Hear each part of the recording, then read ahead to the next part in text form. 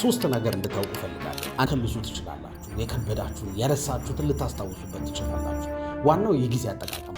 እኔ አንድ የራሴ ምሳሌ ልንገራችሁ። ከ10 ምናምን ዓመት በፊት ለ10ኛ ክፍል ፈተና ሳጠና አስታውሳለሁ። ማታ ላይ እንቅልፌ እንዳይመጣ ለሊት 6 ሰዓት 7 ሰዓት እያጠና ሚኒስትሩ ከሁለት ቀን በፊት ባወጡት መግለጫ ሁለት ነገር በጣም ወሳኝ ላይ ካስታወሳችሁ ፕሮፌሰር ብርሃኑ ነጋ የቀረው ኦልሞስት 45 ቀን ነው ምናምን ብለው ነበረ።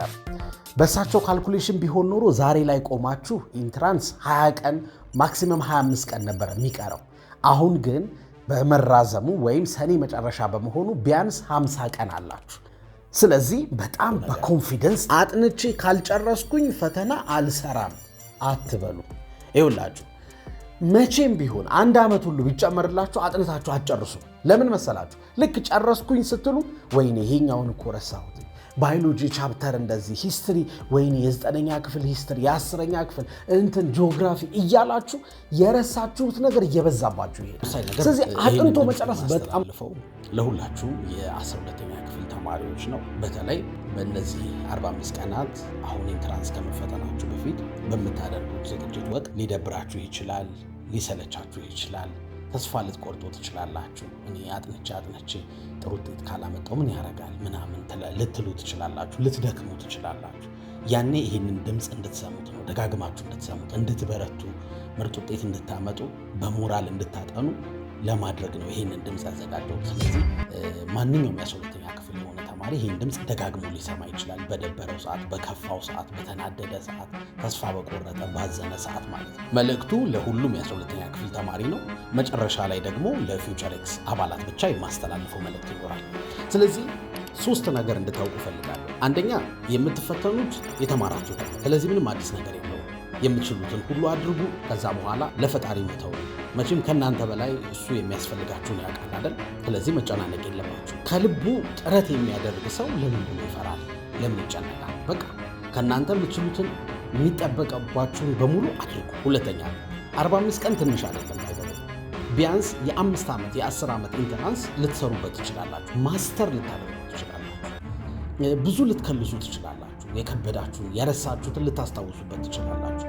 ዋናው የጊዜ አጠቃቀማችሁ ነው። ባይዘው 45 ቀን በጣም ብዙ ነው። ሶስተኛ ዓላማችሁን አስቡ። ሁልጊዜ ስታጠኑ፣ ጥያቄ ስትሰሩ፣ ስትከልሱ ወይ ተስፋ ልትቆርጡ ስትሉ ዓላማችሁን አስቡ። ቤተሰቦቻችሁን አስቡ። ህልም ይኖራችኋል።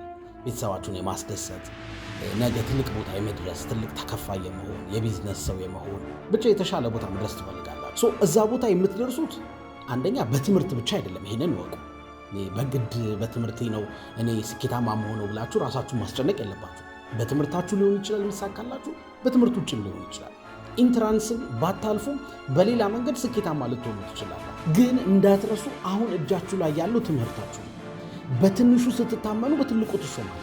በቃ አሁን በምርጥ ውጤት አልፋችሁ ካምፓስ እየተማራችሁ እኮ ጎን ለጎን እየሰራችሁ ገና ሳትመረቁ አሪፍ ገቢ ሊኖራችሁ ይችላል። ቤተሰብ ልትረዱ ትችላላችሁ። ስለዚህ በዲስፕሊን ተዘጋጁ። ለትምህርት የምትከፍሉት ዲስፕሊን ነገ ለስራ ለህይወታችሁ ይጠቅማችኋል።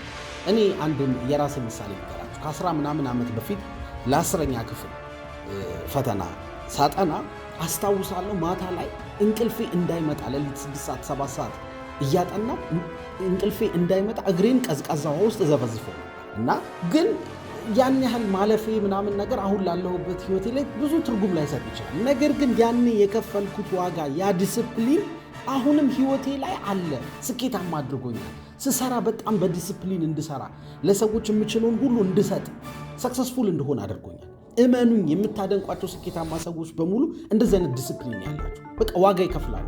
ቀላል ምሳሌ ልስጣችሁ። ኃይሌ ገብረስላሴ ጠዋት 11 ሰዓት እየተነሳ በዛ ቅዝቃዜ አስቡት። ሌላው ሰው በሚተኛበት ሞቅ ያለ እንቅልፍ ባለበት ሰዓት እሱ እየተነሳ ገና ፀሐይ ሳትወጣ እንደዛ እየበረደው ይሮጣል በየቀኑ ለዓመታት፣ ለ1 ዓመት አይደል፣ ለ2 ዓመት አይደል፣ ለረጅም ዓመት። ያ ዋጋ የከፈለው ነገር ግን አሁን ያለበት ቦታ አደረሰው አይደል? ያንተ ሩጫ ትምህርትህ ነው። በቃ አንተ ሯጭ ከሆንክ እንደ ኃይሌ በጠዋት ተነስተህ ሩጥ። አንተ ሌላ ስራ ከሆነ የምትሰራው ለዛ ስራ እንደዚህ አይነት ዋጋ ክፈል። አለቀ።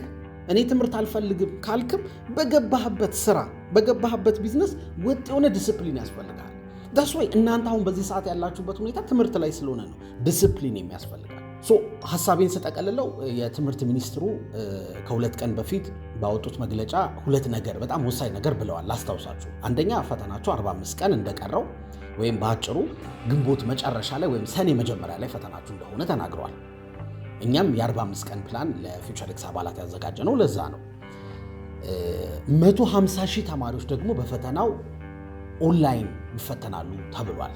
ሁለተኛው ፖይንት ማለት ነው። ግን ማወቅ ያለባችሁን ሁለት ነገሮች እንደ ማስታወሻ ልንገራችሁ። የመጀመሪያው ጊዜ አላችሁ። በጣም ደስ የሚለው ነገር እድለኛ ናችሁ።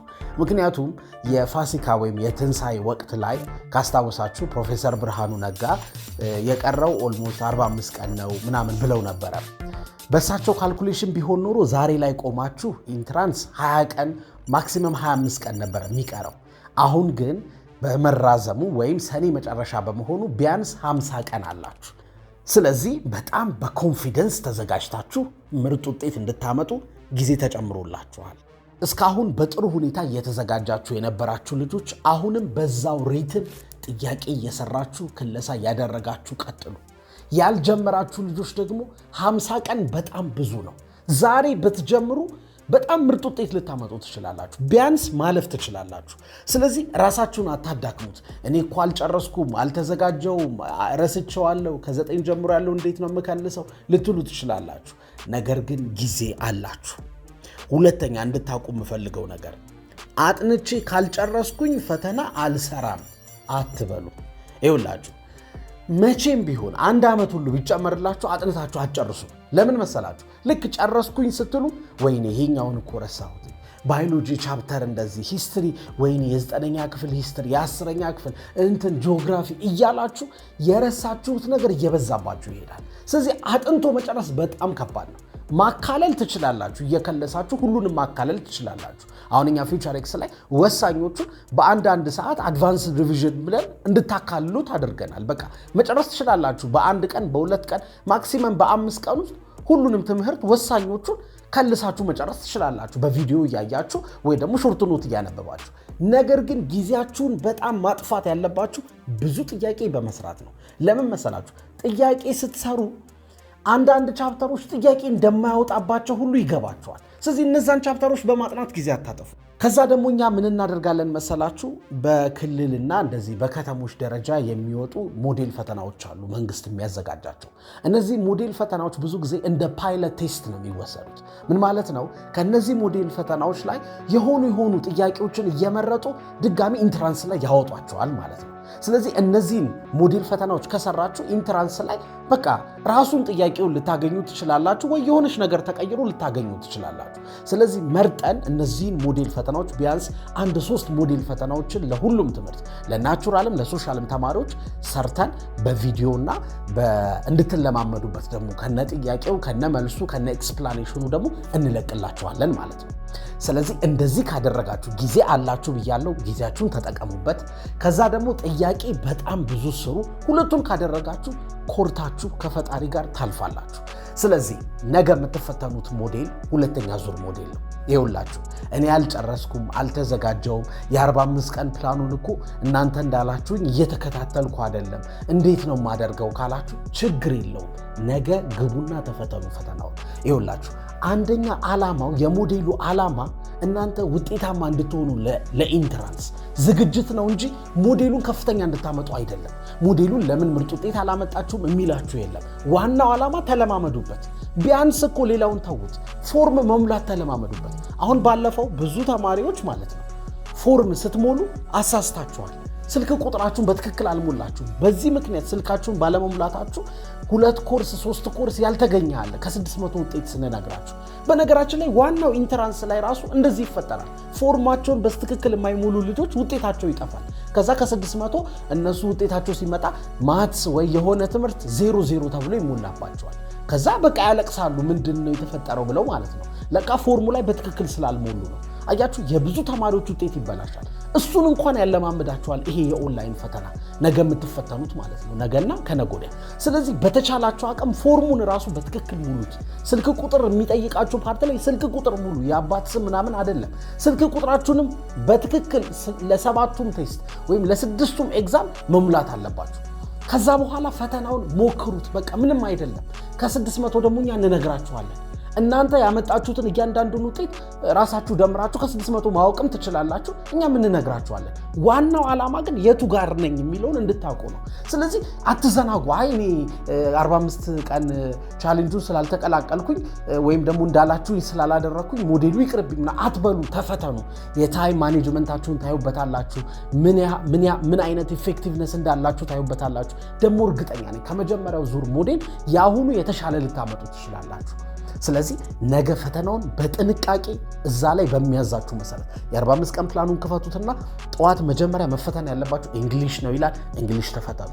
ከዛ ማትሱን፣ ከዛ በኋላ ናቹራሎች፣ ባዮሎጂውን፣ ሶሻሎች ደግሞ ሂስትሪውን፣ ከዛ እሁድ ደግሞ በማግስቱ የሚያዛችሁን 3ቱንም ኤግዛሞች ተፈተኑ። ከዛ አጠቃላይ 6 ፈተና ማለት ነው። ከ600 ደግሞ እኛ በተቻለን አቅም ሁላችሁም እንድታውቁ እናደርጋለን። ዓላማው እንደነገርኳችሁ እናንተ ማወዳደር፣ ማበላለጥ፣ ጎበዝ ሰነፍ ማለት ምናምን አይደለም። በቃ ለኢንትራንስ ግን በሙሉ ኮንፊደንስ እንድትዘጋጁ አትሊስት ነው የምላችሁ፣ አትሊስት የጠበቃችሁትን ውጤት እንድታመጡ ማድረግ ነው ዓላማችን። እና ባለፈው ሁላችሁም የሰጣችሁንን ኮመንት አይተናል። በተለይ ሰርቬው ላይ የሞላችሁትን ማለት ነው። በደንብ እናንተን ውጤታማ ለማድረግ እኛ በሙሉ አቅማችን ፈጣሪ በረዳን እንሰራለን። እና ኤስኤቲ ደግሞ አሁን ፓሴጆችን ዛሬ እንለቅላችኋለን። ኤስኤቲ እንዴት እንደምትሰሩ ፓሴጆችን እሱን የሚከብዳችሁ አይተናል። ኤስኤቲ ማትሱ ባይዘው ይደፈናል ሁሉ። እንግሊሹ ቢከብዳችሁ እንኳን ቃላቶች ቢከብዳችሁ እንኳን ማትሱን መድፈን አለባችሁ። ማትሱን እንድትደፍኑ እንዴት እንደምትሰሩ ስትራቴጂ የሚያሳይ ከዛ ከነጥያቄው የሚያሳይ ቪዲዮ ዛሬ እንለቃለን። የቀሩትን በሚቀጥለው ሳምንት እንለቃለን። ከዛ ደግሞ እንዳልኳችሁ ሞዴሉን እየሰራንላችሁ ነው። 3 ዙር ሞዴሎች እነሱን እንለቃለን። ፈጣሪ በረዳን። እናንተ በርቱ። ይኸውላችሁ ሁልጊዜ የሚያነቃቃችሁ ነገር አትፈልጉ። ሊያነቃቃችሁ የሚገባው ውጫዊ ነገር አይደለም፣ ወይም የሰው ንግግር በርታ ጎበዝ መባላችሁ አይደለም። ዓላማችሁ ነው መሆን ያለበት። ትልቅ ዓላማ አላችሁ፣ እርግጠኛ ነኝ። ቤተሰባችሁን ማስደሰት ትፈልጋላችሁ። ምክንያቱም እናንተን እዚህ ጋር ለማድረስ ብዙ ዋጋ ከፍለዋል። እናንተ ደግሞ ራሳችሁ ብዙ ዋጋ ከፍላችኋል እኮ። መጨነቁ ቀላል ነው እንዴ? ማሰቡ ቀላል ነው እንዴ? መልፋቱ ቀላል ነው? 12 ዓመት መማሩ እኮ ቀላል አይደለም። ስለዚህ እናንተም ማለፍ ይገባችኋል። ትልቅ ካሪየር መገንባት ይገባችኋል። አሪፍ ዩኒቨርሲቲ ገብታችሁ መማር ይገባችኋል። ስለዚህ ለነገ ህልማችሁ ስትሉ ራሳችሁን አነቃቁት። በሞራል እየተነሳችሁ ጥያቄ ስሩ፣ ክለሳ አድርጉ። በቃ እየደጋገማችሁ ራሳችሁን ቻሌንጅ አድርጉት። አትስነፉ። በፍጹም እድል አትስጡት ለስንፍና። ምክንያቱም የቀራችሁ ትንሽ ጊዜ ነው፣ ግን ከተጠቀማችሁበት በጣም ውጤታማ ትሆናላችሁ። 50 ቀን ቀላል አይደለም። ትልቅ ቻሌንጅ ራሳችሁ ላይ መፍጠር ትችላላችሁ። በቃ እቺን 50 ቀን ከተጠቀማችሁበት። ስለዚህ በርቱ። በተለይ ደግሞ በትጋት እያጠናችሁ እየከለሳችሁ ጥያቄ እየሰራችሁ ላላችሁ ልጆች እኔ ከልቤ ክብር አለኝ። ያ ዲስፕሊናችሁ ይከፍላችኋል። መልካሙን ሁሉ መኝላችኋለሁ። ሁላችሁም የ12ኛ ክፍል ተማሪዎች የፊውቸር ኤክስ አባል ብትሆኑም ባትሆኑም ይቅናችሁ። ፈጣሪ ይርዳችሁ።